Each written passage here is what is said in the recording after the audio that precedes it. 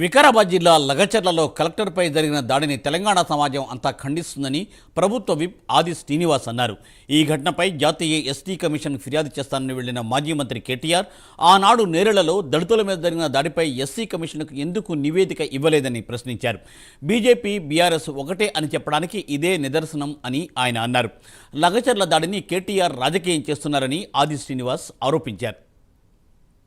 SC ఎస్టీలపైన అంత ప్రేమ ఒలగబోస్తున్నారే, ఆనాడు మీ నియోజకవర్గంలో నేరెళ్ల ఘటనలో దళితులపై జరిగినటువంటి దాడుల్లో ఈరోజు ఇబ్బంది పడుతున్నటువంటి వారిపైన ఆనాడు భారతీయ జనతా పార్టీ కూడా ఎస్సీ కమిషన్ పేరిట వచ్చింది. ఈరోజు విచారణ జరిపినారు. ఆ నివేదిక ఇప్పటికి ఎందుకు బయట పెట్టారు అంటున్నా.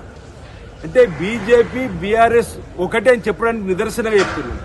నిజంగానే మీకు చిత్తశుద్ధి ఉంటే ఆనాటి నేరల ఘటనపై బాధ్యులపైన చర్యలు తీసుకోమని, లేదు బాధితులకు తగు న్యాయం చేయమని చెప్పి మీరు నివేదిక ద్వారా ఆనాటి ప్రభుత్వానికి ఎందుకు ఆదేశాలు ఇవ్వలేరని చెప్పినది ఈ సందర్భంగా మాట్లాడుతా ఉన్నాం.